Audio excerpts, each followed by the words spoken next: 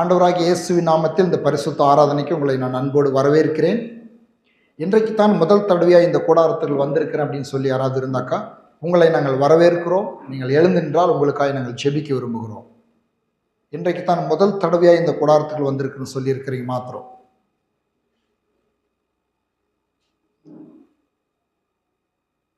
விசேஷத்த நாளை நினைவு கூறுவதற்காக ஜெபிப்போம். திருமண நாள், பிறந்த நாள், இப்படிப்பட்டதான நாள்.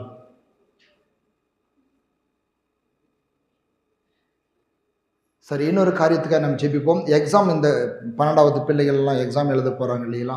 கடந்த நாட்களில் எழுதியிருக்கிறாங்க. இன்னொரு சில எக்ஸாம் இருக்குதா? எல்லாம் முடிஞ்சா?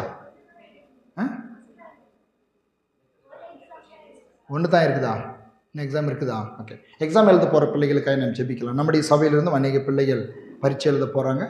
மற்றும் நம்மை சுற்றில் இருக்கிற நம்முடைய உறவுகள் மத்தியில் இருக்கிற பிள்ளைகள், பரிசுத்தவான்களுடைய பிள்ளைகளுக்காக ஒரு நிமிஷம் கண்களை மூடி நம்ம ஜெபிப்போம். தகப்பனே, உமக்கு நாங்கள் நன்றி செலுத்துகிறோம். இந்த வருஷத்தின் தேர்வு எழுத போகிற பிள்ளைகளுக்காக நாங்கள் ஜெபிக்கிறோம். இயேசுவின் நாமத்தில் தகப்பனே, நீர் உதவ வேண்டும் என்று நாங்கள் ஜெபிக்கிறோம். நீர் உதவுகிற தேவனாய் இருக்கிறீர். ஆண்டவரே, கர்த்தருக்கு பயப்படுதலே ஞானத்தின் ஆரம்பம், பரிசுத்தரின் அறிவே அறிவு என்று எழுதியிருக்கிறது.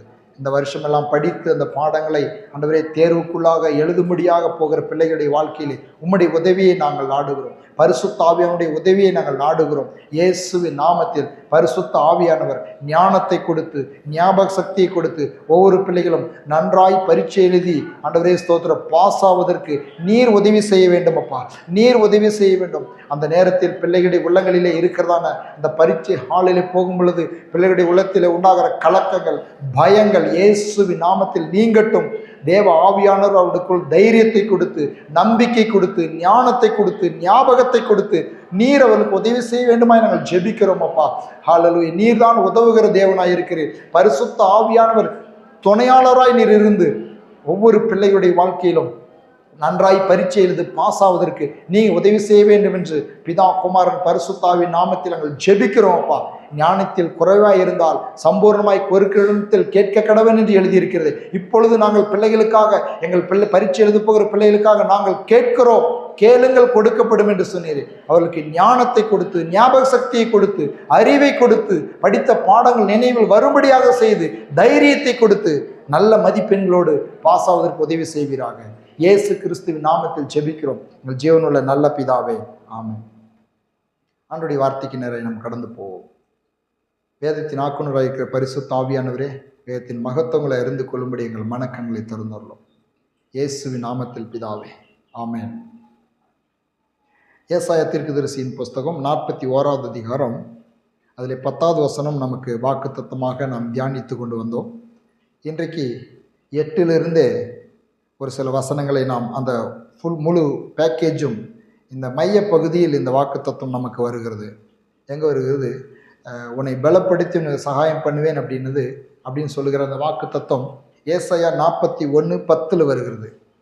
நாம் அந்த வாக்குத்தத்தின் இந்த மையப்பகுதிக்கு மேலேயும் கீழேயும் தேவன் தாம் தெரிந்து கொண்ட மக்களுக்கு, அதாவது அவரை நேசிக்கிற, அவருடைய இரத்தத்தால் கழுவப்பட்ட உங்களுக்கும் எனக்கும் அவர் என்ன சொல்லுகிறார் அப்படின்னு சொல்லுகிறத நாம் விசுவாசித்து அறிந்து கொண்டோம், புரிந்து கொண்டோம் என்று சொன்னால் இன்னும் நம்முடைய வாழ்க்கையிலே ஒரு அடி தேவனோடு கூட நாம் நெருங்கி ஜீவிப்பதற்கு நமக்கு நம்பிக்கை பெருகும்.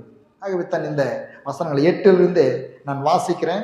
வேதாகம் இருக்கிற அத்தனை பேரும் இந்த பகுதியை புரட்டி வைத்துக் கொள்ளுங்கள். ஏசாயா 41வது அதிகாரம் 8லிருந்தே நான் வாசிக்கிறேன்.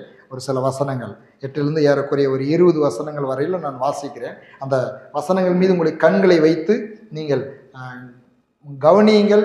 கர்த்தர் உங்களுக்கும் எனக்கும் சொல்லுகிற வார்த்தை இது. அவரை நேசிக்கிற பிள்ளைகளுக்கு அவரால் தெரிந்து கொண்டு, அவர் இரத்தத்தால் கழுவப்பட்டு அவருடைய இரத்தத்தையும் அவருடைய மாம்சத்தையும் விசுவாசித்து இந்த பரிசுத்த பந்தியிலே பங்கெடுத்து இந்த நாளிலே இந்த கூடாரத்துக்குள் அமர்ந்து கர்த்தர் என்னுடைய வாழ்க்கையில் ஏதாவது செய்ய மாட்டாரா என்று எதிர்பார்த்து கொண்டிருக்கிற ஒவ்வொருவருக்கும் கர்த்தர் கொடுக்கிற வார்த்தை இது. அவரை விசுவாசிக்கிறவர்களுக்கு. ஏன்னாக்கா ஏதோ ஒரு நம்ம சாதாரணமாக இங்கு நம்ம வர முடியாது. ஏன்னு சொன்னால் அவர் நம்மை சிநேகித்து அவருடைய அன்பின் கயிறால் இழுத்து கொண்டால் மாத்திரமே வர முடியும். உலகத்தில் எத்தனையோ மக்கள் உண்டு, எத்தனையோ ஜனங்கள் உண்டு. எல்லாரும் கூட கர்த்தரண்டையில் ஓடி வந்து விடுகிறதில்ல. எல்லாரும் ரட்சிக்கப்பட வேண்டும் என்று அவர் விரும்புகிறார். ஆனால் எல்லாரும் அப்படி தங்களுடைய வாழ்க்கையில் இயேசுவை நம்பி வந்து விடுகிறதில்ல. ஆனால் நமக்கோ அவருடைய கண்களில் பழைய ஏற்பாட்டிலே நோவாவை குறித்து சொல்லும் பொழுது நோவாவுக்கோ கர்த்தருடைய கண்களில் கிருபை கிடைத்தது என்று எழுதியிருக்கிற வார்த்தையின்படி இங்கே கூடியிருக்கிற நம் ஒவ்வொருவருக்கும் கர்த்தருடைய கண்களில் கிருபை கிடைத்திருக்கிறது. ஆமென். கிருபை கிடைத்ததுனால நம்ம இங்கே இருக்கிறோம். அப்போ கிருபை கிடைத்து அவரால் தெரிந்து கொள்ளப்பட்டு அவருடைய நேசத்தை பெற்ற அவருடைய இரத்தத்தால் கழுவப்பட்ட நமக்கு தான் இந்த வார்த்தைகளை அவர் கொடுத்திருக்கிறார். இந்த வார்த்தைகளை நாம் விசுவாசிப்போம். அந்த முழு பகுதிகளையும் நான் வாசிக்கிறேன். 8ஆம் வசனத்திலிருந்து, ஏசாயா 41:8 நான் வாசிக்கிறேன். நீங்கள் வசனத்தின் மீது கண்களை வைத்து அதை மனதிலே நீங்கள் வாசித்து கொண்டு வாங்க.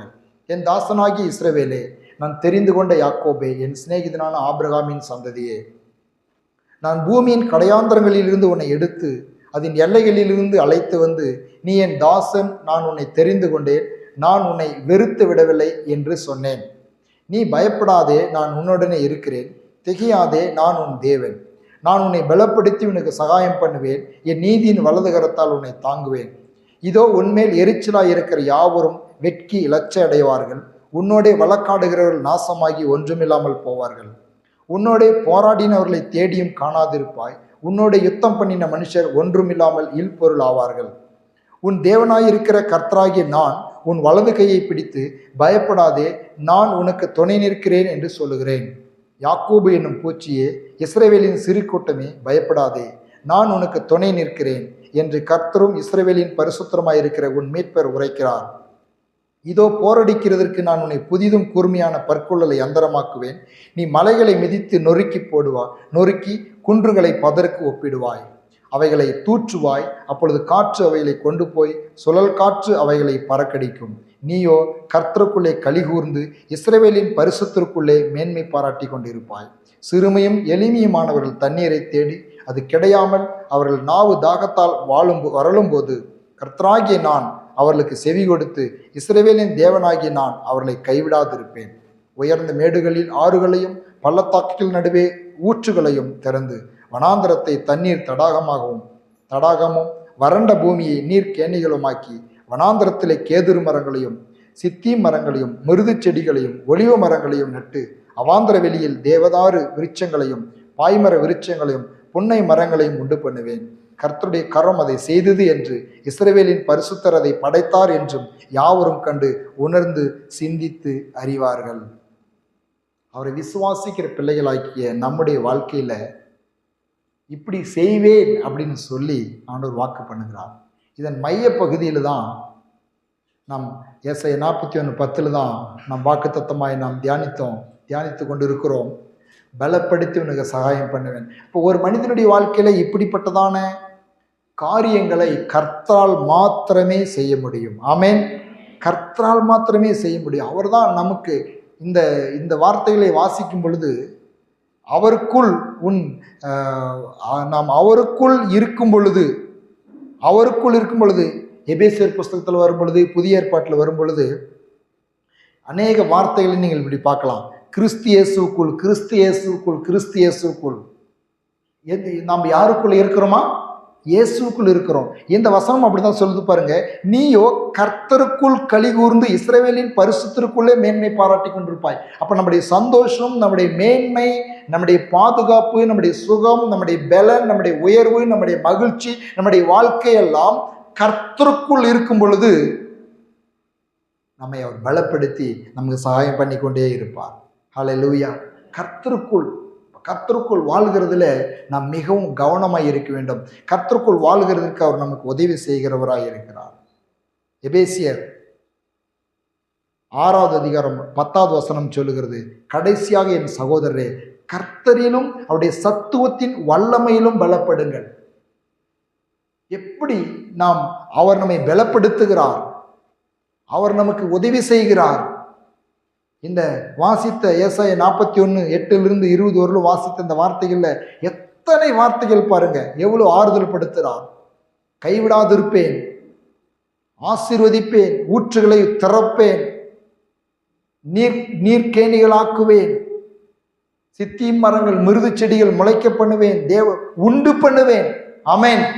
உங்களுக்காகவும் எனக்காகவும் அவர் நன்மைகளை இதெல்லாம் என்ன என்ன இந்த வார்த்தையெல்லாம் என்ன நம்மளுக்கு கற்றுக் கொடுக்குது, எப்படி நம்முடைய விசுவாசத்தை பெருக்க பண்ணுதுனாக்கா, உங்களுக்காகவும் எனக்காகவுமே அவர் சில காரியங்களை உண்டு பண்ணுகிறவராய் இருக்கிறார். ஹல்லேலூயா. வானத்தையும் பூமியும் எதற்காக உண்டாக்குனாரு? வானத்தையும் பூமியும் பூமியில் உள்ள மரம் செடி கொடிகள்லாம் யாருக்காக உண்டு பண்ணினாரு? மனுஷனுக்காக உண்டு பண்ணினார். அந்த உண்டு பண்ணின தேவன் அவருடைய வார்த்தையை விசுவாசிக்கிற உங்களுக்கும் எனக்கும் இன்றைக்கும் நம்முடைய வாழ்க்கையிலே புதுமைகளை செய்ய, அற்புதங்களை செய்ய, சில காரியங்களை உண்டு பண்ண அவர் வல்லமையுடையவராய் இருக்கிறார். ஆகவே அவரில் நாம் பலப்படுகிறதில் மிகவும் கவனமாக இருக்க வேண்டும். யாரில் பலப்பட வேண்டும்? கர்த்தரிலும் அவர் சத்துவத்தின் வல்லமையிலும் பலப்படுங்கள். ஹல்லேலூயா. எப்பொழுதுமே முதலாவது தேவன் நம்மை நேசிக்கும் பொழுது நம்முடைய உள்ளான மனுஷனை பலப்படுத்தி, அந்த உள்ளான மனுஷனை முதலாவது பலப்படுத்தி தான் நமக்கு உலகத்தில் பல நன்மைகளை செய்கிறார். உள்ளான மனுஷன் பலன் இல்லை அப்படின்னாக்கா, பலன் அடையலை, நம்ம கர்த்தரில் பலன் அடையலைனாக்கா எத்தனை நன்மைகளை நாம் பெற்றாலும் கூட நாம் கர்த்தருக்குள் தொடர்ந்து ஓட முடியாது, சோர்ந்து போய் விடுவோம். ஆகவே உள்ளான மனுஷிலே அவர் நம்மை பலப்படுத்துகிறவர் என்பதை நாம் அறிய வேண்டும். ஆகவே உள்ளான மனிதன் பலப்படுவதற்கு நாம் நம்மை ஒப்பு கொடுக்கிறவர்களாகவும் இருக்க வேண்டும் என்று வேத வசனம் நமக்கு ஆலோசனை கூறுகிறதா இருக்கிறது. சங்கீதம் 84:5 என்ன சொல்லுகிறது பாருங்க. உம்மிலே பலன் கொள்ளுகிற மனுஷன் தங்கள் இருதயங்களில் செம்மையான வழிகளை கொண்டிருக்கிறவர்களும் பாக்கியவான்கள். உம்மிலே பலன் கொள்ளுகிறவர், உம்மிலே பலன் கொள்ளுகிறவர். கவனமாய் கேட்டுட்டு வாங்க. எப்படி இயேசுக்குள் பலன் அடைகிறது? அவர் பலப்படுத்தி உதவி செய்கிறார். எப்படி அவருடைய உதவியை பெற்றுக்கொள்கிறது? எப்படி அவருக்குள் பலன் அடைகிறது? எப்பொழுதும் எப்படி புத்துணர்ச்சியோடு இருப்பது? எப்பொழுதும் எல்லாவற்றையும் மேற்கொண்டவர்களாக. இப்பொழுது வாக்குத்தத்தத்தில் வாசித்தபடி உன்னை போரடிக்கிறதற்கு நீ கூர்மையான யந்திரமாக்குவேன், புதிதும் கூர்மையான பற்களுள்ள யந்திரமாக்குவேன், புதிதும் கூர்மையமான பற்களுள்ள யந்திரமாக எப்படி எப்பொழுதும் இருப்பது என்பதை நீங்கள் முழு செய்தியும் கவனமாக கேட்டீங்களா தான் உங்களுக்கு புரியும். உங்களுடைய கவனத்தை சிதறவிடாமல் கவனிங்கள். இந்த வார்த்தைகளை கவனித்து கொண்டே வாருங்கள். அப்போ சங்கீதம் 84:5 உண்மையிலே பலன் கொள்ளுகிற மனுஷன் தங்கள் இருதயங்களிலே செவ்வையான வழிகளை கொண்டிருக்கிறவர்களும் பாக்கியவான்கள். எல்லாம் உண்மையிலே பலன் கொள்ளுகிற மனுஷன், உண்மையிலே பலன் கொள்ளுகிற மனுஷன்.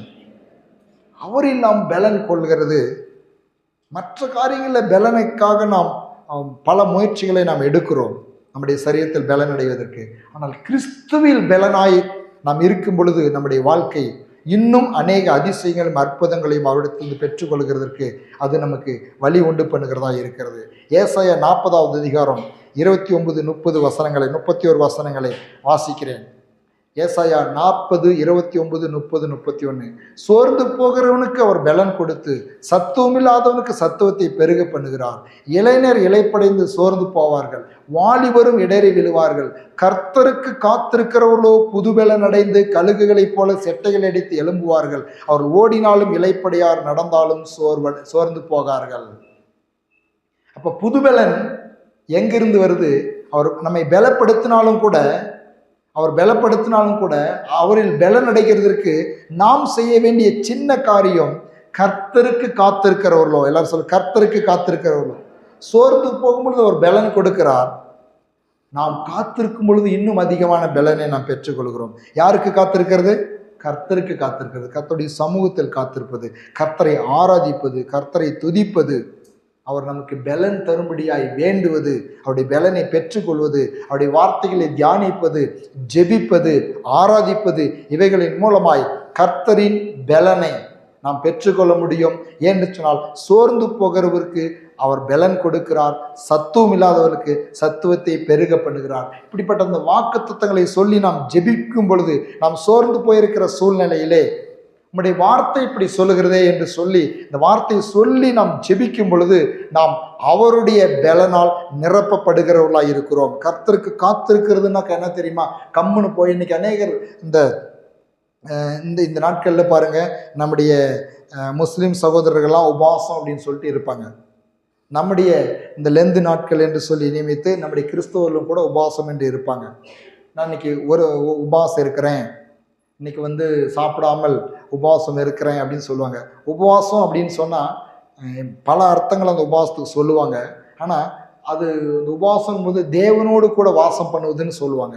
ஆனால் அதையும் தாண்டி நான் என்ன சொல்கிறேன், இந்த உபவாசம் இருக்கிற நாட்களிலே உண்மையாகவே நாம் சாப்பிடாமல் இருக்கிறது நல்லது. நம்முடைய உடலுக்கும் கூட சில நேரத்தில் அது ஆரோக்கியத்தை கொடுக்கறதுன்னு ஒரு நாள் உணவை ஒரு நேரம் 2 நேரம் ஒதுக்கி நாம் அப்படி நம்முடைய சரீரத்தை பட்டினி போடுவது. இந்த உபவாசம் என்று சொல்லி தங்களுடைய வேலைகளை செய்து கொண்டு கொஞ்சம் கூடமே தேவனை நினைக்காமல், அவருடைய வார்த்தையை தியானிக்காமல், ஜெபிக்காமல், ஆராதிக்காமல், ஒரு சில நிமிடங்கள் கூட கர்த்தருடைய சமூகத்தில் அமராமல், இல்லைன்னா அவருடைய வார்த்தைகளை தியானிக்காமல் அப்படி இருக்கிற அந்த உபவாசத்தின் பெயர் பட்டினியாக இருப்பது. அவ்வளோதான், பட்டினி. ஆனால் இங்கே சொல்லுகிறது வேதவசனம், கர்த்தருக்கு காத்திருக்கிறவர்களோ, அப்போ உபவாசம் இருக்கிற நேரத்தில் ஒரு கொஞ்ச நேரமாவது ஆண்டுடைய சமூகத்தில் நாம் அமர்ந்தோ இல்லை நின்றோ வசனத்தை வாசிப்பது, தியானிப்பது, அந்நிய பாஷையிலே பேசுவது, அந்நிய பாஷையிலே துதிப்பது, அந்நிய பாஷையிலே ஆராதிப்பது, வேத வசனங்களை படிப்பது, இல்லை படிக்க தெரியலனாக்கா ஆடியோ பைபிளை போட்டு அமைதியாக உட்காந்து கவனமாய் சில அதிகாரங்களை கேட்பது, சில விண்ணப்பங்களை ஏறெடுப்பது, மற்றவர்களுக்காக நமக்காக ஜெபிப்பது, இதுதான் கர்த்தருக்கு காத்திருக்கிற ஒரு செயல்பாடாக இருக்கிறது. இது இல்லாதபடிக்கு நான் உபவாசம் இருக்கிறேன் அப்படின்னு சொல்லிட்டு எந்த ஒரு தெய்வத்தோடு கூட எந்த ஒரு தொடர்புமே இல்லாமல் நம்முடைய வேலைகளை செய்கிறது, அது சரியான ஒரு காத்திருப்பாக உபவாசமாக இருக்க முடியாது. ஆகவே அவர் நமக்கு பலன் தரும்படியாய் நம்ம அவருடைய சமூகத்தில் காத்திருக்க வேண்டியது, ஜெபிக்க வேண்டியது, துதிக்க வேண்டியது, ஆராதிக்க வேண்டியது, வசனத்தை தியானிக்க வேண்டியது நமக்கு கொடுக்கப்பட்டிருக்கிற மிகப்பெரிய ஒரு அவருடைய பலனை பெற்றுக்கொள்கிறதுக்கு நமக்கு கொடுக்கப்பட்டிருக்கிற வாய்ப்பாய் இருக்கிறது. அல்லேலூயா. சங்கீதம் 138:3, நான் கூப்பிட்ட நாளில் எனக்கு மறு உத்தரவு அருளினீர், என் ஆத்துமாவிலே பலன் தந்து என்னை தைரியப்படுத்தினீர். ஆத்துமாவில பலன் யாரால தர முடியும்? இன்னைக்கு ஆத்துமா, ஒருவன் உலகம் முழுவதையும் ஆதாயப்படுத்தி கொண்டாலும் ஆத்துமாவை நஷ்டப்படுத்தி கொண்டால் அவனுக்கு லாபம் என்ன என்று எழுதியிருக்கிறது. இன்னைக்கு ஆத்துமாவில பலன் இல்லை. ஒரு பலன் இல்லை அப்படின்னாக்கா ரொம்ப கஷ்டம். நம்முடைய ஆத்துமாவில் யாரால் பலன் தர முடியும்? நம்முடைய ஆத்துமாவில் பலன் தருகிறது யாரு? ஆத்மாவை யாரால் பலப்படுத்த முடியும்? ஆத்மாவுக்கு போய் ஒரு பாட்டில் ரத்தம் கட்டிட்டு வந்தால் ஆத்மா பலன் அடைஞ்சிருமா? ஆத்மாவுக்கு போய் ஏதாவது ஒரு வேற நல்ல ஒரு எக்ஸசைஸ் வந்து ஆத்மா பலன் அடையுமா? ஆத்மாவுக்கு பலன் தருகிறது இயேசுவால் மாத்திரமே முடியும். ஆமென். ஆகவே தான் நான் கூப்பிட்ட நாளிலே எனக்கு மறு உத்தரவு அருளினீர், என் ஆத்மாவிலே பலன் தந்து. எல்லாம் சொல்லுமா, ஆத்மாவிலே பலன் தந்து, ஆத்மாவிலே பலன் தந்து, ஆத்மாவிலே பலன் தந்து. இன்னைக்கு நம்முடைய ஆத்மாவிலே ஒரு பலன் இருக்கும் பொழுது மாத்திரமே நம் ஆண்டவருடைய அனைத்து நன்மைகளையும் சமாதானத்தையும் பெற்றுக்கொள்ள முடியும். இன்னைக்கு அநேகருடைய வாழ்க்கையிலே உலகத்தில் பலன் உண்டு, பொருளாதாரத்தில் நல்ல பலன் உண்டு, மற்ற காரியங்கள் பலன் உண்டு, ஆத்மாவில் ஒரு பலன் இல்லை. ஆத்மாவில் பலன் இல்லை அப்படின்னாக்கா ஆத்மா நஷ்டப்பட்டு போய்விடும், ஆத்மா மரித்த நிலையில் போய்விடும். பலன் இல்லைன்னா என்ன அர்த்தம்? ஆத்மா செத்து போயிருக்குதுன்னு அர்த்தம், ஆத்மா மரிச்சு போயிருக்குதுன்னு அர்த்தம். அப்போ ஆத்மாவிலே பலன் தருகிறவர் நம் தேவனாய் இருக்கிறார். ஆத்மாவை நாம், அதனால்தான் ஆத்மாவுக்காக நம்முடைய ஊழியத்தை கூட நம்ம என்ன சொல்லுவோம்? ஆத்ம ஆதாயம். ஆமென். ஆள் சேர்த்துறது கிடையாது. ஏதோ ஒரு கொஞ்சம் கூட்டம் சேர்த்திக்கலாம் அப்படின்னு சொல்லிட்டு வாங்க எங்கள் சபைக்கு வாங்க, எங்களோடு வாங்க. நோ, இது ஆத்மாவை நரகத்திலிருந்து, பாவத்திலிருந்து, சாபத்திலிருந்து மீட்கிற ஒரு பணிதான் கர்த்தருடைய ஊழியமாய் இருக்கிறது. ஆமென். இப்போ ஆத்மாவில் பலனை இயேசு தருகிறவராய் இருக்கிறார் நம்ம கூப்பிடும் பொழுது. பிரசங்கி 10:17 ராஜா குலமகனுமாய் பிரபுக்கள் வெறிக்க உண்ணாமல் பலன் கொள்ள ஏற்ற வேளையில் உண்ணுகிறவர்களுமா இருக்கப்பட்ட தேசமே நீ பாக்கியம் உள்ளது. இது ஒரு அருமையான ஒரு சத்தியம் பாருங்க. பலன் கொள்ள ஏற்ற வேளையில் உண்ணுகிறவர்களுமாய் இருக்கிறது. பலன் கொள்ள ஏற்ற வேளையில் உண்ணுகிறது அப்படின்னா என்ன அர்த்தம்? இது ஒரு உணவு சாப்பிட்றது குறித்து எழுதப்பட்டிருந்தாலும் கூட இதை நம்ம ஆவிக்குரிய அர்த்தத்தோடு எடுத்துக்கொண்டோம் என்று சொன்னால், பலன் கொள்ள ஏற்ற வேளையில் உண்கிறவர்களாக இருக்க வேண்டும். ஏற்ற வேளையில் வசனத்தை நாம் தியானிக்கும் பொழுது, விசுவாசிக்கும் பொழுது, அறிக்கை பண்ணும் பொழுது நாம் பலன் அடைகிறவர்களாக இருக்கிறோம். இந்த வார்த்தையினால் நாம் பலன் அடைகிறோம் என்பதை நான் இங்கே சொல்ல விரும்புகிறேன்.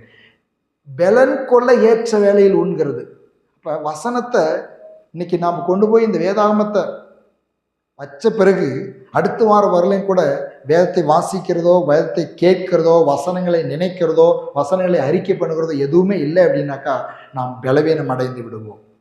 பலன் கொள்ள ஏற்ற வேலையில் உண்ணுகிறவர்களாக இருக்க வேண்டும்.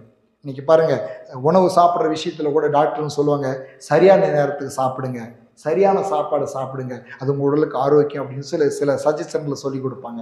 ஏற்ற வேலையில் சாப்பிடுங்க, பலனுக்காக சாப்பிடுங்க, வாய் ருசிக்காக சாப்பிடுவோம். நீங்கள் இன்னைக்கு அநேகர் வாய் நாக்கு கேட்குது அப்படின்றதுக்காக சாப்பிட்டு தான் பல வியாதிகளை வாங்கி கொள்ளுகிறார்கள். ஆனால் நாக்கு கேட்குது அப்படின்றதுக்காகவே நாக்கு ருசித்து சாப்பிட்றது தவறல்ல. ஆனால் நாக்கு ருசிக்கிற எல்லா பொருளும் நம்முடைய சரீரத்துக்கு ஒத்துக்கொள்ளுமா என்பதை நாம் உணர்ந்து பார்க்க வேண்டும். உணர்ந்து நிதானித்து நாம் சாப்பிட வேண்டும் என்று டாக்டர் சொல்லுகிறார்கள். அதே போலத்தான் நாம் பலன் கொள்ள வேத வசனங்களை நாம் உட்கொள்ளுகிறவர்களாய் இருக்க வேண்டும். பலன் கொள்ள ஏற்ற வேளையில் தேவனுடைய வார்த்தையை நான் உட்கொள்வேன். சங்கீதம் 28:8. கர்த்தர் அவருடைய பலன், அவரே தாம் அபிஷேகம் பண்ணினவனுக்கு அரணான அடைக்கலமானவர். கர்த்தர் பலன் தருகிறார். இந்த ஒரு சத்தியம் எப்படி இருக்குது அப்படின்னாக்கா, கர்த்தரே பலன், அவருக்கு காத்திருக்கிறவர்கள் பலன் அடைகிறார்கள். அப்ப அவர்தான் பலன். பாருங்க, இயேசுதான் நம்முடைய பலனாய் இருக்கிறார். சங்கீதக்காரன் சொல்கிறான், கர்த்தர் என் கண்மலையும் என் கோட்டையும் என் துருகமும் என் நம்பிக்கையும் என் அடைக்கலமும் என் உயர்ந்த கண்மலையுமாய் இருக்கிறார். இன்னொரு இடத்துல சொல்றான், என் பலனாகி கர்த்தாவே உம்மில் அன்பு கூறுவேன். என் பலனாகிய கர்த்தாவே உம்மில் அன்பு கூறுவேன். அப்ப இயேசுதான் நம்முடைய பலன், கர்த்தர் அவருடைய பலன். சொல்லுங்க, கர்த்தர் என்னுடைய பலனாய் இருக்கிறார். சங்கீதம் 29:11 பாருங்க, இந்த வசனம் எப்படி சொல்லுது? கர்த்தர் தமது ஜனத்துக்கு பலன் கொடுப்பார். என்ன பண்றாரா? கர்த்தர் இயேசு தம்முடைய ஜனத்திற்கு பலன் கொடுப்பார். கர்த்தர் தமது ஜனத்திற்கு சமாதானம் அருளி அவர்களை ஆசீர்வதிப்பார். அவர்தான் நமக்கு பலனையும் அவர்தான் நமக்கு சமாதானத்தையும் கொடுக்கிறவர் என்பதை நாம் இந்த வசனங்களின் மூலமாய் நாம் அறிந்து கொள்கிறோம். தேவன் தான் நம்முடைய பலன். எல்லாம் சொல்லும், இயேசுவே என் பலன், இயேசுவே என் பலன், அவரே எனக்கு பலன் கொடுக்கிறவர். ஆபகுக் 3:19. ஆபகுக் 3:19. ஆண்டவராகிய கர்த்தர் என் பலன், அவர் என் கால்களை மான் கால்களை போலாக்கி உயரமான ஸ்தலங்களில் என்னை நடக்க பண்ணுவார். இது நெகினோத் என்னும் வாத்தியத்தில் வாசிக்க ராகத்தலையனுக்கு ஒப்புவிக்கப்பட்ட சங்கீதம். மான்கால்களை போலாக்கி உயரமான ஸ்தலங்களில் என்னை நடக்க பண்ணுகிறார். எதற்கு இந்த வாக்கு தத்தங்கள் எல்லாம், ஆண்டோடைய வார்த்தைகளை எல்லாம் நான் வாசிக்கிறேன் அப்படின்னாக்கா, நம்முடைய வாழ்க்கையிலே ஏற்ற வேளையில் இந்த வார்த்தைகள் எல்லாம் நம்முடைய நினைவுக்கு வரணும். நினைவுக்கு வந்து இந்த வார்த்தைகளை சொல்லி நாம் ஜெபிக்கும் பொழுது, ஆண்டவராகிய கர்த்தர் என் பலன், அவர் என் கால்களை மான் கால்களை போலாக்கி உயரமான ஸ்தலங்களில் என்னை நடக்க பண்ணுவார் என்று எழுதியிருக்கிறதே அப்படின்னு நீங்க சொல்ற அளவுக்கு இந்த வார்த்தைகள் உங்கள் உள்ளங்களிலே பதிய வேண்டும். ஆமென், ஹல்லேலூயா, ஹல்லேலூயா. சோர்ந்து போகிற பொழுது, சில சூழ்நிலைகளிலே எங்கள் ஜெபிக்கும் பொழுது உங்கள் வாயிலிருந்து தேவனுடைய வார்த்தைகள் வர வேண்டும் என்பதற்காக இத்தனை வாக்குத்தத்தங்களை நான் வாசிக்கிறேன். ஆண்டவராகிய கர்த்தர் என் பலன், அவர் என் கால்களை மான் கால்களை போலாக்கி உயரமான ஸ்தலங்களில் நடக்க பண்ணுவார் என்று எழுதியிருக்கிறதே. ஹல்லேலூயா, ஹல்லேலூயா. சங்கீதம் 8:2 பாருங்க, பகைஞனையும் பழிக்காரனையும் அடக்கி போட தேவரீர் உம்முடைய சத்துருக்கள் நிமித்தம் குழந்தைகள் பாலகர் வாயிலில் பலன் உண்டு பண்ணியது. அப்ப இந்த இடத்துல ஒரு சொல் பொழுது, துதிப்பது ஒரு பலன். ஆமென்.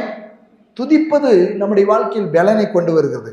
அதனால தான் நன்றாய் வாய்களை திறந்து சத்தம் போட்டு இயேசுவை நாம் துதிக்க, நாம் சில நேரங்களிலே அந்த மகிமையை அப்படி துதிக்கும் பொழுது அந்த மகிமையை நாம் காண முடிகிறது. நம் உள்ளத்தில் ஒரு பலன் உண்டாகிறது. சத்துருக்கள் எல்லாம் நாம் துதிக்கும் பொழுது சத்துருக்கள் எல்லாம் அடக்கி போடப்படுகிறார்கள். சத்துருவின் வல்லமைகள் எல்லாம் முறிக்கப்படுகிறது. துதிக்கிற பொழுது தேவனுடைய மகிமை இறங்கி வந்து பிசாசின் வல்லமைகளை அடக்கி போடுகிறது, பிசாசின் கிரிகளை அழித்து போடுகிறதா இருக்கிறது. அது நம்முடைய வாழ்க்கையிலே ஒரு பலனாய் துதி மாறும் பொழுது சத்ருவின் கோட்டைகள் தகர்க்கப்படுகிறதா இருக்கிறது. இந்த வசனம் அதைத்தான் சொல்லுகிறது. பாலர் வாயில் பலன் உண்டு பண்ணின அப்படின்னாக்கா துதி ஒரு பலனாய் இருக்கிறது. துதிக்கும் பொழுது ஒரு பலன் வருது. துதிக்கும் பொழுது பலன் வருதா?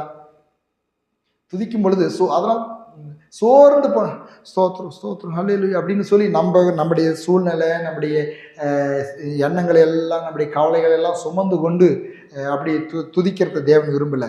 துதிக்கும் பொழுது நம்ம எல்லாவற்றையும் மறந்து தேவனை உற்சாகத்தோடு, புது பலத்தோடு, முழு பலத்தோடு, முழு ஆத்மாவோடு, முழு மனதோடும் தேவனாகிய கர்த்தரிடத்தில் அன்பு கூறுவாயாக. எப்படி துதிக்கணும்? சங்கீதத்தை போய் வாசித்து பாருங்க.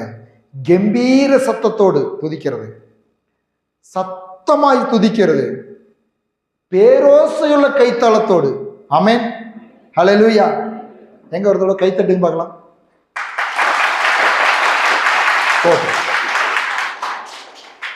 கண்டிப்பா உங்க கைத்தட்டுக்கு பிசாசு நடுங்கியிருப்பான். ஆமென். எனக்கு ஒரு ஊழியக்காரர் சொல்றது அடிக்கடி நிறைய தடவை நான் சொல்லியிருக்கிறேன். நாம் ஜெபித்தாலும், துதித்தாலும், கைத்தட்டினாலும், பாடினாலும், வசனங்களை அறிக்கை பண்ணாலும், இப்படிப்பட்ட காரியங்களை செய்யும் பொழுது பிசாசின் ராஜ்யத்தில் ஏதாவது பாதிப்பு உண்டாகிற வரைக்கும் செய்யணும். ஆமென். பிசாசு வெக்கப்படுறவர்களும் செய்யணும். அதுதான் நம்ம சும்மா சாதாரணமாக இருக்கிற அந்த வசனத்தை தியானிக்காத, ஜெபிக்காத, ஒரு சாதாரணமாக இருக்கிறவங்களுக்கு குறித்து பிசாசு எதுவுமே கவலையப்பட மாட்டான். அவங்களுக்கு குறித்து அவனுக்கு கவலையே கிடையாது. அவங்கள எந்த டிஸ்டர்ப் பண்ண மாட்டான். அவங்களுக்கு பிரச்சனை போராட்டங்களும் ஜாஸ்தி அவங்களுக்கு கொடுக்கவும் மாட்டான். யார் வசனத்தை பிடிச்சிக்கிட்டு போகிறாங்க பாரு, அவங்க மேலே தான் அவனுக்கு கண்ணு. ஏன் தெரியுமா?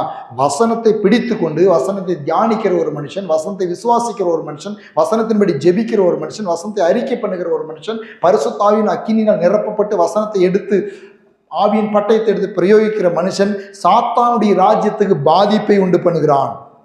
துதிக்கிற ஒரு ஆர்வமாய் ஆவியில் நிறைந்து அந்நிய பாஷையில் துதிக்கிற ஒரு மனுஷன் பிசாசின் ராஜ்யத்திற்கு என்ன உண்டு பண்றான்? பாதிப்பு உண்டு பண்றான். அவன் மேல கொஞ்சம் கண்ணா இருப்பான். ஆனாலும் ஒன்றும் செய்ய முடியாது.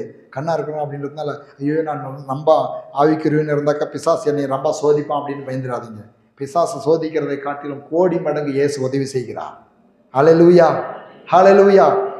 அவனை காட்டிலும் நம் தேவன் பெரியவராய் இருக்கிறார். உலகத்தில் இருக்கிறவனை காட்டிலும் உங்களுக்குள் இருக்கிற பெரியவர் என்று எழுதியிருக்கிறது. ஹல்லேலூயா, ஹல்லேலூயா. அப்ப நெகேமி 8:10, பின்னும் அவன் அவர்களை நோக்கி, நீங்கள் போய் கொழுமையானவைகளை புசித்து மதுரமானதை குடித்து ஒன்றுமில்லாதவர்களுக்கு பங்குகளை அனுப்புங்கள். இந்த நாள் நம்முடைய ஆண்டவருக்கு பரிசுத்தமான நாள். விசாரப்பட வேண்டாம், கர்த்தருக்குள் மகிழ்ச்சியாக இருப்பதே உங்கள் பலன். எல்லாம் சொல்லி விசாரப்பட வேண்டாம்.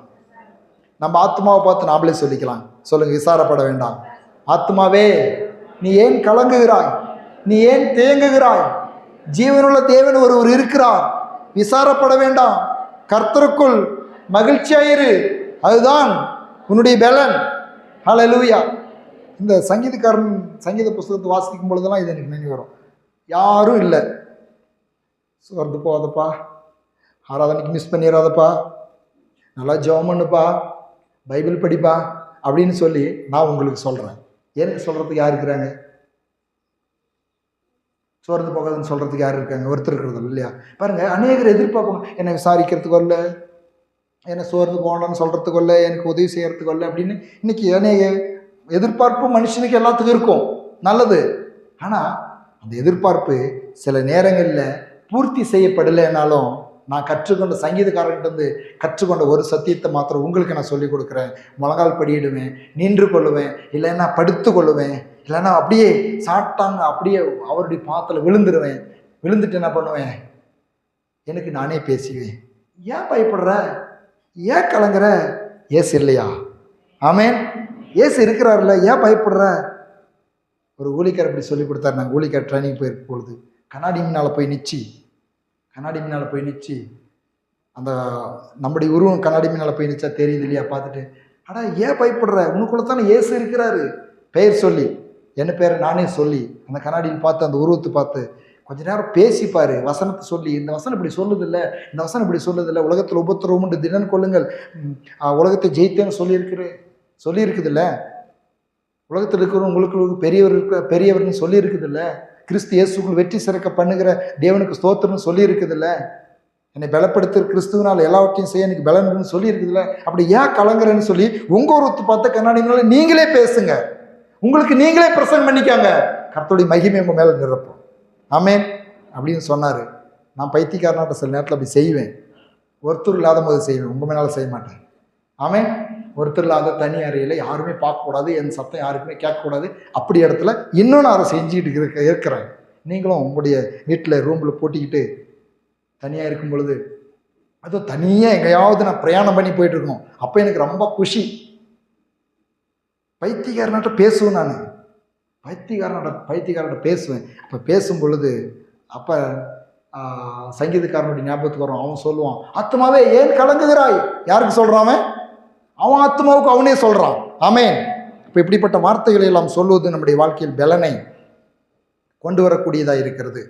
1 சாமுவேலின் புஸ்தகம் அதிலே 2வது அதிகாரம் 10வது வசனம், கர்த்தருடைய வழக்காடுகிறவர்கள் நொறுக்கப்படுவார்கள், வானத்திலிருந்து அவர் மேல் முழங்குவார். கர்த்தர் பூமியின் கடையாந்திரங்களை நியாயம் தீர்த்து தாம் ஏற்படுத்தின ராஜாவுக்கு பலன் அளித்து தாம் அபிஷேகம் பண்ணினவரின் கொம்பை உயர பண்ணுவார்.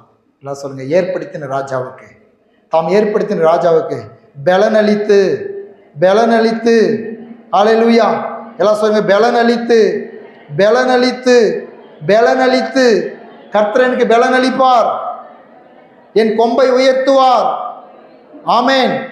சங்கீதம் 24 இது என்னாகும் 24:8, தேவன் அவர்களை எகிப்திலிருந்து புறப்பட பண்ணினார், காண்டாம் மிருகத்துக்கு ஒத்த பலன் அவர்களுக்கு உண்டு. அவர்கள் தங்கள் சத்துருக்களாகிய ஜாதிகளை பட்சித்து அவர்கள் எலும்புகளை நொறுக்கி அவர்கள் தங்கள் அம்புகளாலே எய்வார்கள்.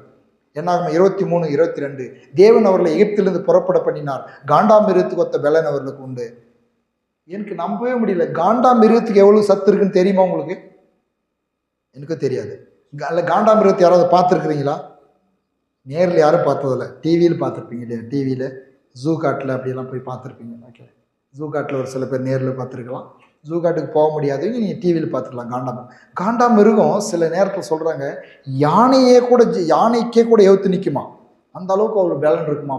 அப்போ காண்டாம் மிருகத்தின் பலன் தெரியலனாலும் யானை பலன் நம்மளுக்கு எல்லாத்துக்குமே தெரியும், எப்படியெல்லாம் வேலை செய்யுது, எந்த சூடு சங்கிலிகள்லாம் ஆக்குது, எந்த சூடு மரத்தை தூக்குதுன்னு. அப்போ தம்முடைய பிள்ளைகளுக்கு காண்டாம் மிருகத்துக்கு ஒத்த பலனை தந்தார், அவர்களுக்கு உண்டு. காண்டாம் மிருகத்துக்கு பலன் அவர்களுக்கு உண்டு அப்படின்னு சொன்னாக்கா என்ன அர்த்தம் அப்படின்னாக்கா, எதுவுமே இந்த உலகத்துல உங்களையும் என்னையும் தோற்கடிக்க முடியாது. ஹல்லேலூயா.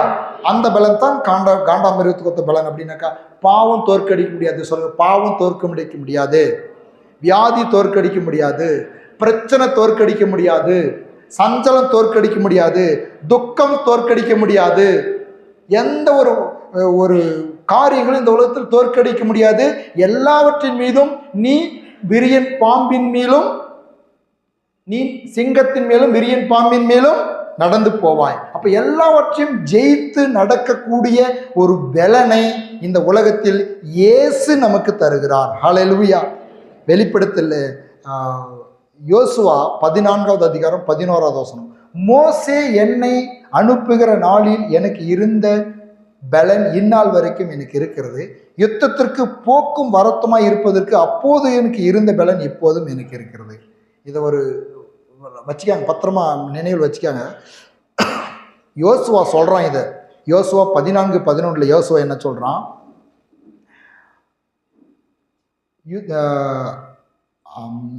மோசே என்னை அனுப்புகிற நாளில் எனக்கு இருந்த அந்த பலன். எல்லாம் சொல்லுங்க, எனக்கு இருந்த அந்த பலன், நான் ரட்சிக்கப்பட்ட அந்த நாளில இருந்த அதே உற்சாகம், நான் ரட்சிக்கப்பட்ட நாளில் இருந்த அதே சந்தோஷம், நான் ரட்சிக்கப்பட்ட நாளில் இருந்த அதே அபிஷேகம், நான் ரட்சிக்கப்பட்ட அந்த நாளில் இருக்கிற அதே வாஞ்சை எனக்கு இப்போதும் இருக்கிறது. ஆமென். ரட்சிக்கப்பட்டதும் ஞானஸ்தானம் எடுத்து அந்த ஆரம்ப நாட்களை நினைச்சு பாருங்க. எப்படி ஆராதனைக்கு வந்தோம், எப்படி ஜெபம் பண்ணோம், எப்படி பைபிள் படித்தோம், எப்படி விசுவாசித்தோம், எப்படி ஆண்டவரையே முற்றிலும் நம்பணும் அப்படின்றத புதுசாக ரட்சிக்கப்பட்டிருந்தாலும் சரி, ரட்சிக்கப்பட்டு பல வருடங்கள் ஆகியிருந்தாலும் சரி, நீங்கள் எண்ணி பாருங்க. அது குதூகலமாக தான் இருக்கும். ஆனால் நாளுக்கு நாள் நாம் மகிமையின் மேல் மகிமை அடைகிறவர்களே தவிர, நாளுக்கு நாள் இந்த வாரம் இன்னும் கொஞ்சம் டல்லு, அடுத்த வாரம் இன்னும் கொஞ்சம் டல்லு. இப்போ ஒரு நம்முடைய ரட்சிக்கப்பட்டு ஞானஸ்தானம் எடுத்த ஒரு சகோதரன் பின்வாங்கி போன அந்த சகோதரர் இன்னைக்கு பின்மாற்றத்துக்குள்ள இருக்கிற சகோதரன் நான் பார்த்தேன். என்ன பண்ணான், 6 மாதத்துக்கு வாரம் தவறாத ஆராதனைக்கு வந்துட்டு இருந்தான். அப்புறம் 6 மாதத்துக்கு ஒருத்தக்கு ஆராதனை மிஸ் பண்ணான். அப்புறம் 3 மாதத்துக்கு ஒருத்தருக்கு ஆராதனை மிஸ் பண்ணான். அப்புறம் மாதத்தில் ஒரு ஆராதனை மிஸ் பண்ணான். மாதத்தில் 2 ஆராதனை மிஸ் பண்ணான். இப்படி தான் கொஞ்சம் கொஞ்சமாக குளிர்ந்து போய்விட்டது. வெளிப்படுத்தும் விசேஷம் சொல்லுது, நீ அனலும் இல்லாமல் குளிரும் இல்லாமல் இருந்தால் உன்னை வாந்தி பண்ணி போடுவேன். அப்போ நம்முடைய வாழ்க்கையை அனலாய் காத்துக்கொள்வதற்கு, அதே பலத்தோடு காத்துக்கொள்வதற்கு நாம் நம்முடைய வாழ்க்கையை நம்முடைய ஆவிக்குரிய வாழ்க்கை மேல் கவனம் செலுத்த வேண்டும். நம்முடைய சிந்தையிலே வேண்டாத காரியங்கள் வந்து, நம்முடைய எண்ணங்களிலே வேண்டாத கருத்து வேறுபாடுகள் வந்து, நம்முடைய அவிசுவாசங்கள் வந்து நம்மை சோர்ந்து போய் பண்ணி, ஆதியில் கொண்டிருந்த அன்பை விட்டா என்று உன் பேரில் குறை உண்டு என்று சொல்லி வெளிப்படுத்தின விசேஷத்திலே பரிசுத்தவான்களை குறித்து பரிசுத்த ஆவி என்று சொல்லுகிற அந்த நிலைக்கு நாம் போகாதபடிக்கு நாம் இருக்கிற பலத்தோடு கூட இன்னும் அதிகமாய் பலனை சேர்த்து கொள்வதற்கு நாம் முயற்சிக்கிறவர்களாய் இருக்க வேண்டும்.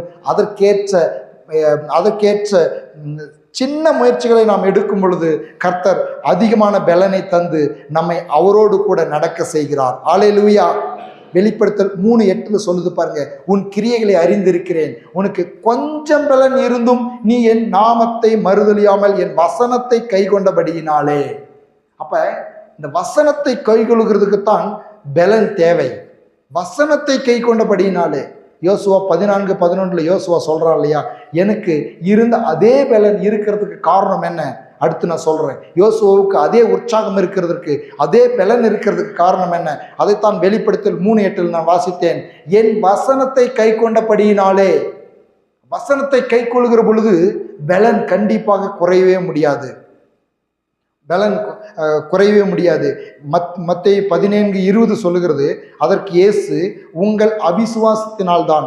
கடுகு விதையளவு விசுவாசம் உங்களுக்குள் இருந்தால் நீங்கள் இந்த மலையை பார்த்து இவ்விடமிட்டு அப்புறம் போ என்று சொல்லது அப்புறம் போம், உங்களால் கூடாத காரியம் ஒன்றுமிராது என்று மெய்யாகவே உங்களுக்கு சொல்லுகிறேன். அப்ப இந்த பூரணமான விசுவாசம், வசனத்தின் மீது விசுவாசம் இருக்கும் பொழுது, வசனத்தை கை கொள்ளுகிற பொழுது கொஞ்சம் பலன் உங்களுக்கு எனக்கு அவ்வளோ ஒன்றும் பலன் இல்லைங்க, அவ்வளோ ஒன்றும் ஞானம் இல்லைங்கன்னு நீங்கள் சொன்னாலும் கூட நான் உங்களுக்கு சொல்லுகிறேன், உங்களுக்கு இருக்கிற அந்த கொஞ்சம் பலத்தோடு வசனத்தை கைகொள்ளாக இருக்கும் பொழுது பலன் தானாக பெருகும். நம்முடைய வாழ்க்கையிலே கர்த்தர் மீது அன்பு பெருகும், வாஞ்சை பெருகும். இப்போ யோசுவாவுக்கு அந்த பலன் இந்நாள் வரைக்கும் எனக்கு இருக்கிறது அப்படின்னு சொல்றாலே, அந்த பலன் மோசே அனுப்பும் போது இருந்த அதே பலன் இருக்குது அப்படின்னு சொல்றான். எப்படி அவனுக்கு இருந்தது? யோசுவா 1:5-6 வாசித்து பாருங்க. அங்கதான் இதனுடைய ரகசியமே இருக்குது. அதே பலன் இருக்கணும். பரிசுத்த வாழ்க்கையில, ஆவிக்குரிய வாழ்க்கையில அவருடைய பலனால் நிரப்பப்பட்டு நாம் தொடர்ந்து வெற்றியாய் ஓடணும் அப்படின்னாக்கா, யோசுவா 1வது அதிகாரத்தை நாம் எடுத்து பார்த்துதாகணும். 1வது அதிகாரம் யோசுவா 1வது அதிகாரம் 5-9 வசனங்களை எடுத்து பாருங்க. அதுல தான் இந்த ரகசியமே அடங்கி இருக்கிறது. நீ உயிரோடு இருக்கும் நாளெல்லாம் ஒருவனும் உனக்கு முன்பாக எதிர்த்து நிற்பதில்லை. நான் மோசையோடு இருந்தது போல உன்னோடு கூட இருப்பேன். நான் உன்னை விட்டு விலகுவதும் இல்லை, உன்னை கைவிடுவதும் இல்லை. பலன் கொண்டு திடமனதாயிரு. இந்த ஜனத்தின் பிரபுக்களுக்கு நான் கொடுப்பேன் என்று ஆணையிட்ட தேசத்தை நீ இவர்களுக்கு பங்கிடுவாய். என் தாசனாகிய மோசே உனக்கு கற்பித்த நியாயப்பிரமாணத்தின்படியெல்லாம் செய்ய கவனமாய் இருக்க மாத்திரம் நீ மிகவும் பலன் கொண்டு திடமனதாயிரு. நீ போகும் இடமெல்லாம் புத்திமானாய் நடந்து கொள்ளும்படிக்கு அதை விட்டு வலது இடதுபுறம் விலகாதிருப்பதாக. இந்த நியாயப்பிரமாண புஸ்தகம் உன் வாயை விட்டு பிரியாதிருப்பதாக. எல்லாம் சொல்லுங்க, வாயை விட்டு பிரியாதிருப்பதாக.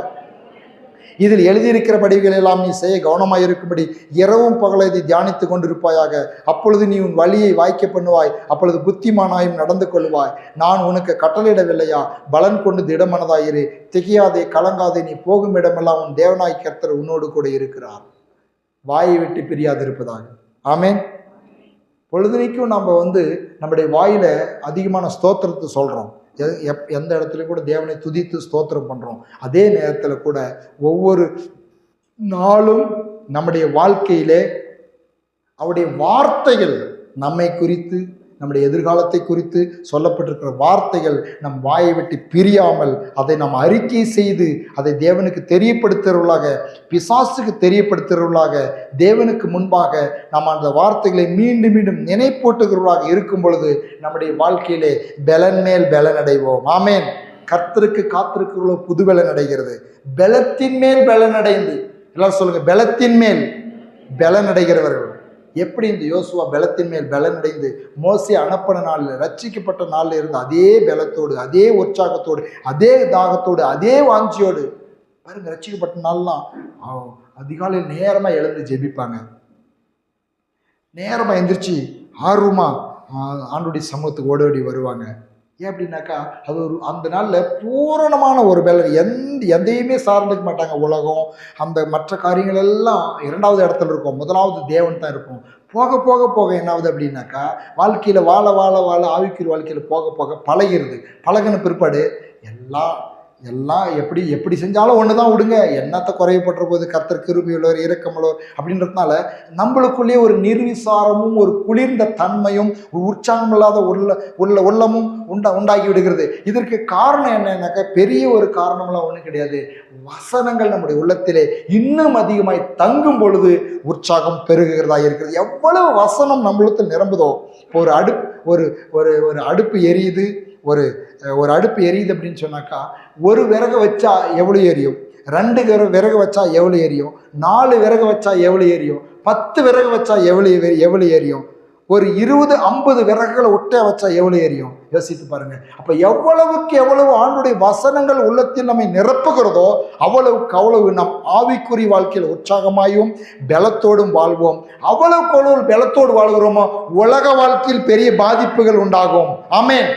அற்புதங்கள் நடக்கும், அதிசயங்கள் நடக்கும், வாழ்க்கையில் மேன்மைகள் உண்டாகும். சங்கீதக்காரன் அதை கண்டுபிடிச்சுக்கிட்டு தான் சங்கீதக்காரன் அப்படியே அதில் ஊறி கிடக்கிறான் பாருங்க. சங்கீதக்காரன் சொல்லுகிறான், சங்கீதம் 1:1-2-3 துன்மார்க்கருடைய ஆலோசனை நடவாமலும், பாவிகளுடைய வழியில் நில்லாமலும், பரியாசக்கார் உட்காரும் இடத்தில் உட்காராமலும், கர்த்தருடைய வேதத்தில் இரவும் பகலும் தியானமாய் இருக்கிற மனுஷன் பாக்கியவான். அவன் நீர்க்கால்கள் ஓரமாய் நடப்பட்டு தன் காலத்தில் தன் கனியை தந்து இலையுதிராது இருக்கிற மரத்தை போல் இருப்பான். அவன் செய்வதெல்லாம் வாய்க்கும். ஹல்லேலூயா. இன்னைக்கு செய்வதெல்லாம் வாய்க்கும் அப்படின்ற அந்த வாக்கு தத்துவத்தை மாத்திரம் எடுத்துக்கிற சில நேரத்தில் நான் செய்யறதெல்லாம் வாய்க்கணும்னு சொல்லி ஜெபம் பண்ணுறாங்க. நான் ஆரம்பத்திலேயே உங்களுக்கு நான் சொன்னேன், அப்பொழுதுன்னு சொல்லி ஏதாவது நிபந்தனையோடு ஒரு வாக்கத்தை திறந்தாக்கா அதை ரொம்ப கவனிக்கணும், அதை ரொம்ப பின்பற்றத்துக்கு பார்க்கணும். என்ன சொல்லுகிறார்? கர்த்தருடைய வேதத்தில் இரவும் பகலும் தியானமாயிருந்து அவருடைய வேதத்தில் தியானமாயிருக்கிற மனுஷன் பாக்கியவான். அவன் யார் அவன்? வேத வசனத்தை நம்புகிறவன், இரவும் பகலாதை தியானிக்கிறவன், அதாவது முணுமுணுக்கிறவன், வாயில் அறிக்கை பண்ணுகிறவன். இப்படிதான் வசனம் சொல்லி இருக்குது, இப்படி எழுதி இருக்குது, இப்படி சொல்லி இருக்கிறார், இப்படி உலகத்தில் உபத்திரம் உண்டு ஆனால் தினல் கொள்கிறேன் என்று சொல்லி இருக்கிறார், இப்படி எழுதி இருக்கிறார், இப்படி சொல்லி இருக்கிறது, இப்படி எழுதி இருக்கிறதுன்னு சொல்லும் பொழுது பரலோகமும் செவி கொடுக்கும், நம்மை எதிர்த்து நிற்கிற பிசாசும் நடுங்கும். ஹல்லேலூயா. இவன் தான் பலத்தின் மேல் பலன் அடைகிற ஒரு மனுஷன். கர்த்தர் பலன் தருகிறார், உதவி செய்கிறார். ஆனால் அவருடைய வார்த்தை உள்ளத்தில் இருக்கிற அளவுக்கு அவருடைய பலனையும் அவருடைய உதவியும் நாம் பெற்றுக்கொள்ள முடியும். ஆகவே தான் வார்த்தைகளை வாசியுங்கள். லைவாய் எத்தனையோ பிரசங்கங்களையும் ஷார்ட் மெசேஜ்களையும் கேட்குறீங்க, நல்லது. ஆனால் அதை தாண்டி நான் உங்களுக்கு சொல்லுகிறேன், இந்த வேத வசனங்களை லைவாய் நீங்கள் நேராக வாசித்து பாருங்க, அது உங்கள் வாழ்க்கையில் பலனை உண்டு பண்ணும். ஆமேன். பிரசங்கங்கள் உங்களை மோட்டிவேட் பண்ணுறதுக்கு அதுதான். உங்களுக்கு தேவையான வார்த்தைகள் நேரடியாக வேதத்திலிருந்து உங்கள் ஒவ்வொருவருக்கும், நீங்கள் படிக்க தெரிந்தவர்களாக இருக்கலாம், படிக்க தெரியாதவர்களாக இருக்கலாம், நீங்கள் வேத வசனங்களை உங்களுடைய வாழ்க்கையிலே உட்கொள்கிற பழக்கத்தை இன்னும் பெருக்கிக் கொள்ளுங்கள். ஒவ்வொரு நாளும் வேத வசனத்தை உட்கொள்ள வேண்டும். எவ்வளவு கேட்க முடியுமோ கேளுங்க. வீண் கதையை பேசுகிற நேரம், வேண்டாத டிவி நிகழ்ச்சிகளை பார்க்குற நேரம், சும்மா உட்காந்துக்கிட்டு அரட்டடிக்கிற நேரத்திலலாம் வேத வசனங்களை காதில் கேளுங்கள், கேட்டுக்கொண்டே இருங்கள். கிறிஸ்துக்குள் பைத்தியக்காரராய் மாறுங்கள். கிறிஸ்துவுக்கு பைத்தியம் என்கிறது உலக ஞானத்திலும் பெரிய ஞானமாய் இருக்கிறது. வேத வசனம் சொல்லுகிறது, பைத்தியமாய் தோன்றுகிற பிரசங்கத்தினாலே ஆத்துமக்களை ரட்சிக்க கர்த்தர் சித்தம் கொண்டார். ஆமென். அதனால்தான் சில நேரங்களில் ஆவிக்குரிய பிள்ளைகளுடைய செயல்பாடுகள், அவருடைய அணுகுமுறைகள், அவருடைய கிரியைகள் எல்லாம் உலகத்துக்கு பைத்தியமாய் தீரும். என்னடா இது, வாரம் தவறாத கோயிலுக்கு போகணுமா, ஏதோ மாசத்துக்கு ஒருத்தருக்கு போனால் பத்தாதா, நோம்பி நொடிக்கெல்லாம் கோயிலுக்கு போனால் பத்தாதா? பாருங்க, இப்போ போய் பாருங்க லெந்து நாட்கள், இந்த லெந்து நாட்கள் பாருங்க எல்லாரும் கோயில் இருப்பாங்க. ஏன் தெரியுமா? இது ஒரு இந்த இந்த தவச காலம்னு சொல்லுவாங்க. இது எல்லாரும் கோயில் இருப்பாங்க. இது முடிஞ்சு போயிட்டு பாருங்க, திரும்பி வரவே மாட்டாங்க. திருப்பி ஈஸ்டர் போது ஒரு நாளைக்கு வருவாங்க, கிறிஸ்துமஸ் போது ஒரு நாளைக்கு வருவாங்க. ஏன் அப்படின்னாக்கா உலகம் அந்த அளவுக்கு கண்கள் கூடாக்கப்பட்டவர்களாக இருக்கிறார்கள். ஆனால் தேவ பிள்ளைகளாகிற நீங்களும் நானும் பலத்தின் மேல் பலனடை அழைக்கப்பட்டு இருக்கிறோம். ஹல்லேலூயா. எவ்வளவு அவரோடு நெருங்க முடியுமோ நெருங்குங்க. எவ்வளவு கர்த்தரோடு நெருங்கினாலும் தப்பு இல்லைங்க. ஒரு வீட்டுக்கு அடிக்கடி போங்க பாருங்க, பிரச்சனை வந்துடும். அடிக்கடி நம்ம கொஞ்சம் ஒருத்தர் நம்ம க்ளோஸாக பழகி பாருங்க, பிரச்சனை உண்டாயிரும். நான் கண்டுபிடிச்சிட்டேன், நான் என் வாழ்க்கையில் கண்டுபிடிச்சிட்டேன். நம்ம நெருங்கினாக்கா பிரச்சனை உண்டாகுது. ஆனால் நான் ஆண்டவருக்கு நன்றி சொல்கிறேன். ஆண்டவரே, பிரச்சனையை நீர் அனுமதிக்கிறதுக்காக ஸ்தோத்திரம். ஆமென். பிரச்சனையை உண்டாக்கிட்டாருனாக்கா ஆண்டவர், நம்ம மனைவியை நேசித்து பாருங்க, கணவனுக்கு மனைவிக்கு பிரச்சனை வந்துடும். ரொம்ப யாரோ ஒருத்தர் நேசித்து பாருங்க, உடனடியே பிரச்சனை. ஏன் தெரியுமா? அது உலகத்தில் அப்படிதான். அது தேவனே அனுமதிக்கிறாரு. அதை தான் புதிய ஏற்பாட்டில் சொல்லும் பொழுது அவர் சொல்லுறார், நான் விரோதத்தை உண்டு பண்றேன்னு ஒரு இடத்துல சொல்லியிருக்காரு. தெரியுமா? என்னடா இது ஒரு சமாதானத்தை கொடுக்கிறவர் தாய்க்கு தகப்பனுக்கும் மாமியாருக்கும் தகப்பனுக்கு பிள்ளைக்கு விரோதத்தை உண்டு பண்றேன் அப்படின்னு. அது என்ன அர்த்தம் தெரியுமா? விரோதத்தை எதுக்கு உண்டு பண்றாரு தெரியுமா? இயேசுவை காட்டிலும் நீங்க அதிகமா யாரையாவது நேசித்து பாருங்க, அவரே அந்த விரோதத்தை கொண்டாந்து போடுவாங்க. அவரே அதிகமாக தேவனோடு பேசுறதை காட்டிலும் ஃபோனில் அதிகமாக யாருக்குன்னா பேசிகிட்டு இருக்கு பாருங்க, கொஞ்ச நாளில் கட் பண்ணிடுவார். ஆண்டவரே அந்த விரோதத்தை அந்த முறிவு கொண்டாந்து போடுவார். அப்புறம் பழகினதை காட்டிலும் அதிகமாக விரோதம் உண்டாகும். ஏன் தெரியுமா? கர்த்தர்கிட்ட கொஞ்சம் வரட்டுன்னு சொல்லி கர்த்தரே அதை அனுமதிக்கிறாரு. ஆகவே தான் முதலாவது தேவனை வச்சுட்டு அப்புறம் மற்ற எல்லா காரியத்தையும் நம்ம நேசித்தோம் அப்படின்னாக்கா பிரச்சனைகள் வரத்துக்கு வாய்ப்பு குறைவு. ஆகவே முதலாவது தேவனை நாம் அவரையும் அவருடைய வார்த்தைகளையும் கேட்பதற்கு, தியானிப்பதற்கு, விசுவாசிப்பதற்கு, அறிக்கை பண்ணுவதற்கு நம்முடைய வாழ்க்கையிலே நம்மை உற்சாகப்படுத்திக் கொள்ளும் பொழுது நிச்சயமாகவே அவன், எல்லாம் சொல்லுங்க, அவன் யார் பலனடைய முடியும்? யார் அவருடைய உதவியை பெற்றுக்கொள்ள முடியும்? யார் அவருடைய நன்மைகளால் நிரப்பப்பட முடியும்? அவன் யார்? அவருடைய வார்த்தையில் தியானமாய் இருக்கிற மனுஷன், அவருடைய வார்த்தையை விசுவாசிக்கிற மனுஷன், அவருடைய வார்த்தையை நம்புகிற மனுஷன்.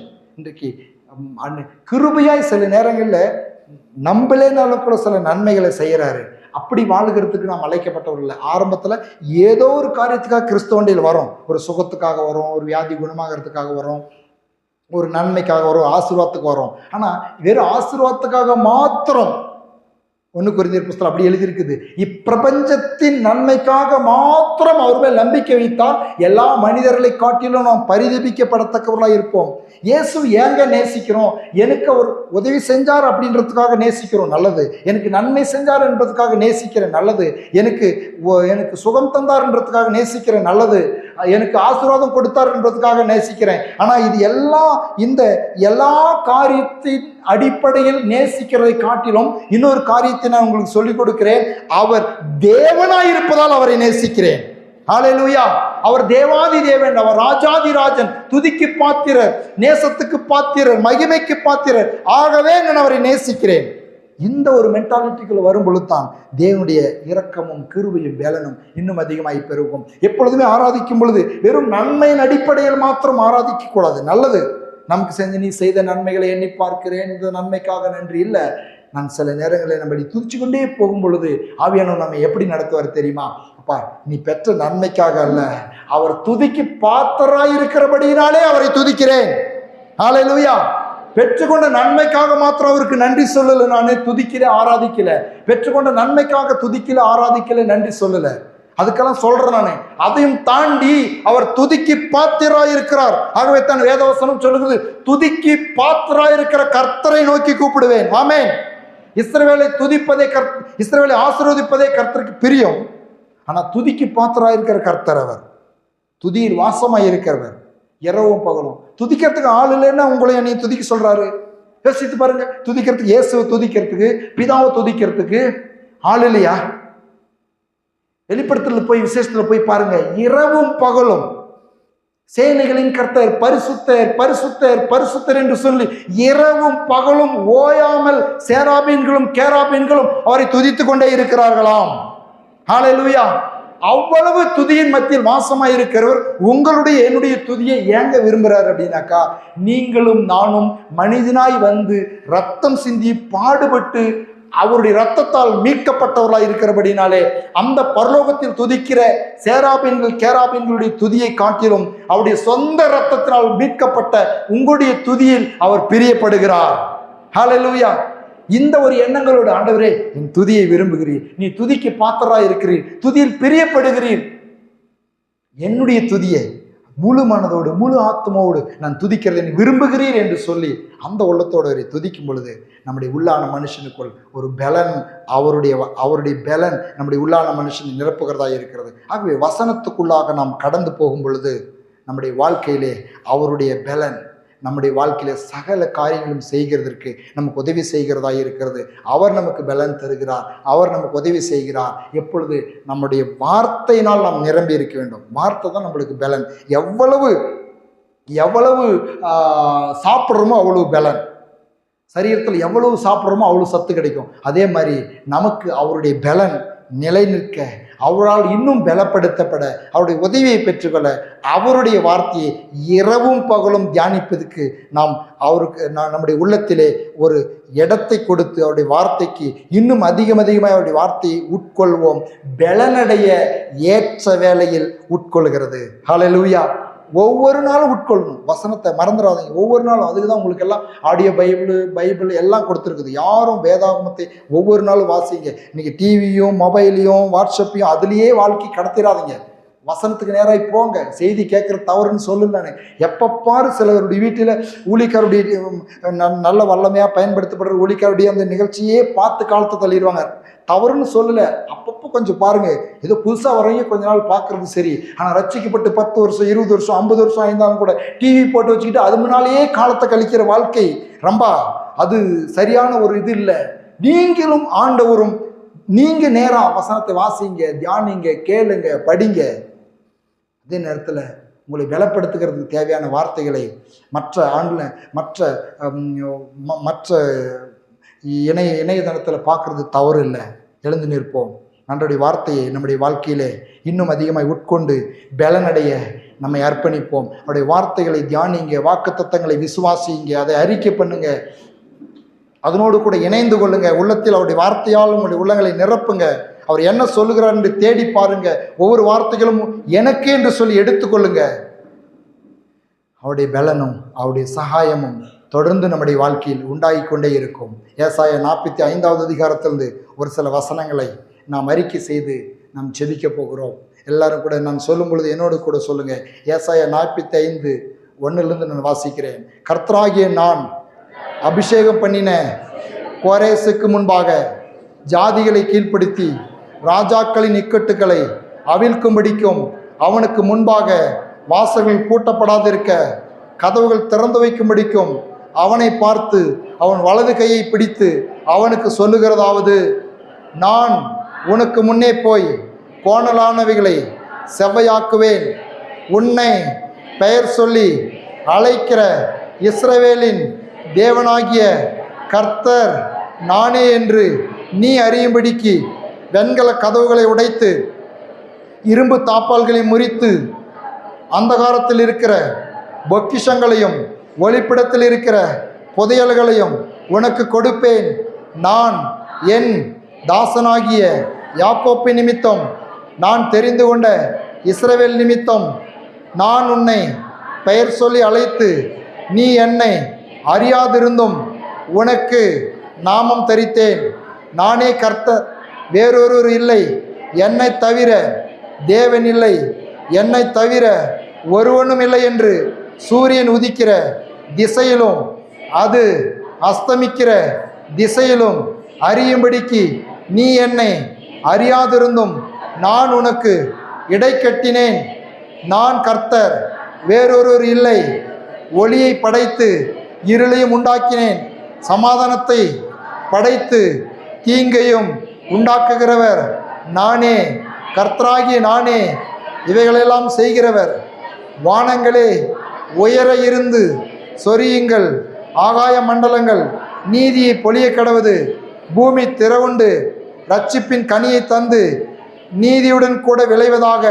கர்த்தராகிய நான் இவைகளை உண்டாக்கினேன். ஹல்லேலூயா.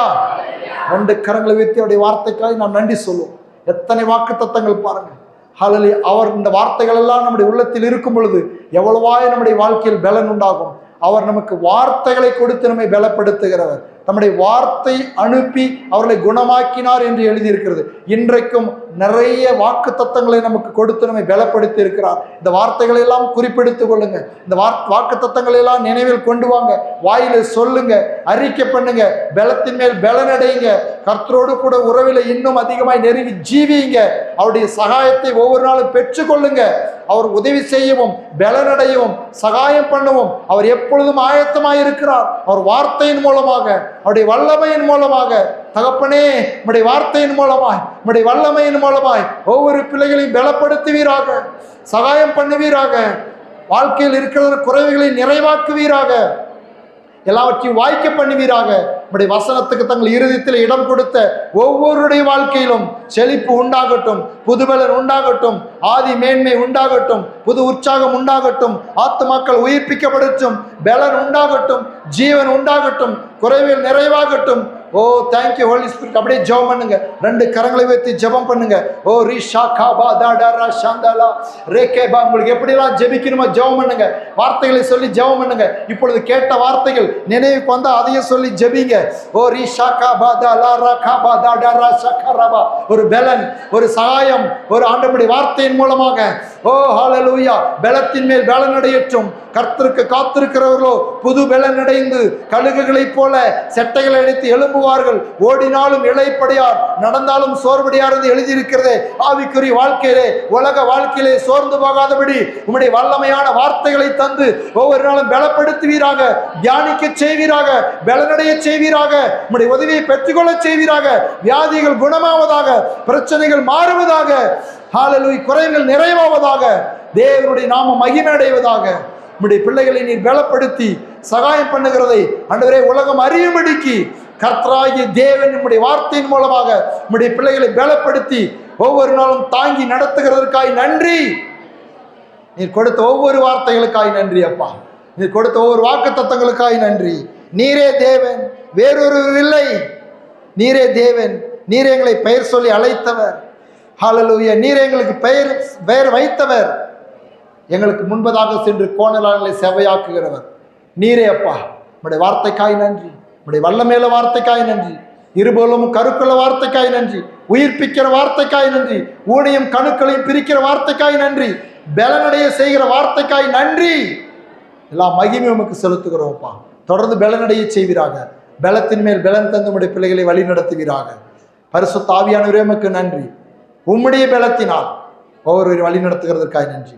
இயேசு கிறிஸ்துவின் நாமத்தில் ஜெபிக்கிறோம். நீர் தருகிற பலனையும் சகாயத்தையும் ஏற்றுக்கொள்கிறோம். எங்கள் பரலோகத்தின் நல்ல பிதாவே, ஆமென். என் ஆத்துமாவே கர்த்தரை ஸ்தோத்திரி, என் முழு உலகமே பரிசுத்த நாமத்தை ஸ்தோத்திரி. என் ஆத்துமாவே கர்த்தரை ஸ்தோத்திரி, கர்த்தர் செய்த சகல உபகாரங்களையும் என்று மறவாதே, ஆமென். பிதாவாகிய தேவனுடைய அன்பும் இயேசு கிறிஸ்துவினுடைய கிருபையும் பரிசுத்த ஆவியானுடைய சந்தோஷமும் சமாதானமும் ஐக்கியமும் நம் அனைவரோடும் இன்றும் என்றும் சதா காலங்களிலும் இருப்பதாக, ஆமென், ஆமென். ஹல்லேலூயா, ஹல்லேலூயா. கர்த்தருக்கு மகிமை உண்டாகும்.